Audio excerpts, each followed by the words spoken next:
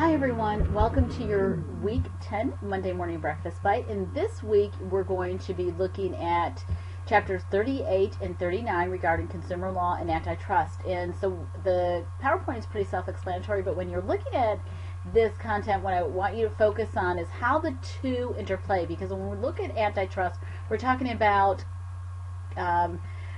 steering companies away from anti-competitive arrangements and commercial dealings that would violate the Sherman Act or the Clayton Act, both of which have to do with antitrust and monopolistic behavior.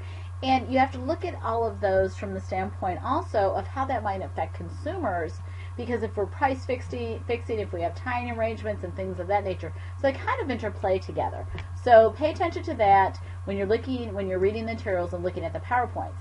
I do want to talk briefly about the interrogatories and the request to produce, because the team deliverable this week is about interrogatories, which are written questions that one party sends to another party or to witnesses to answer under oath as if they were in a deposition or testifying. And it's a great way to start developing a better understanding of the case and nail people down on information that you need to gather and clearly understand. And sometimes you want to oftentimes want to send the interrogatories or request to produce before you actually set depositions in the case.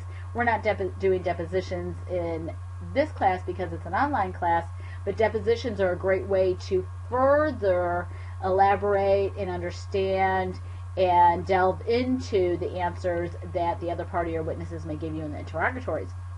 There's also request to produce, and the request to produce actually asks for specific information from the other parties or the witnesses. And when we do a request to produce to parties, we can do them to parties. If it was actually going to witnesses and we were doing this in a full-blown situation, would be a non-party notice of production, but we're not doing that because that would be too involved, and we're looking more at the content and you learning about discovery and getting your cases prepared for the summary judgment. Now, this information that you see up here in the circuit court and the name of the case with the case number is called the case style. You're going to actually take that information and plop it into the top of the interrogatories, because that's the way that part should look from the standpoint of what you're starting your document as when you're creating it. Now the interrogatories, because as you see here I say insert the case style, you can copy it from the complaint or you can copy it from the request to produce. But the interrogatories, as you can see, are written questions. And with these written questions, you're asking for information that you feel is going to help you better understand and prosecute your case. If you're the plaintiff, or defend your case, you're the defendant. Here it says number 17, I understand. That's actually not a question. That just rolled over from the top.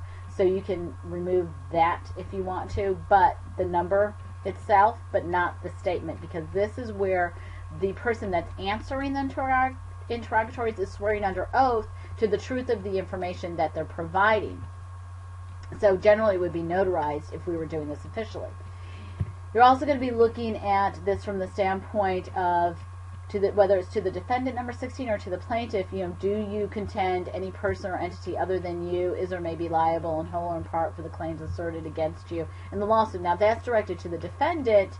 You can ask of the plaintiff whether the plaintiff contends any person or entity other than the defendant is or may be liable in whole or in part for the claims asserted against the defendant in the lawsuit, if you wanted to utilize it in that manner. But what you want to do after number 16 is then you want to start inserting the questions that you and your team have already developed as of the previous deliverables. So you want to look at those questions that are going to be fact specific, and each team is going to be assigned either a witness or a party to whom they're going to direct their interrogatories. So you want to look at it from that standpoint. What specific information do you need from that witness or that party that's assigned to your team in order to better understand the case, if you're the plaintiff, to prosecute it, or if you're the defendant or one of the defendants in order to defend the lawsuit. So you're looking at it from those standpoints. So that's where your specific questions are going to come in, up to 20 questions in total. And then you're going to go ahead and submit both the interrogatories and the request to produce to the Dropbox for this week.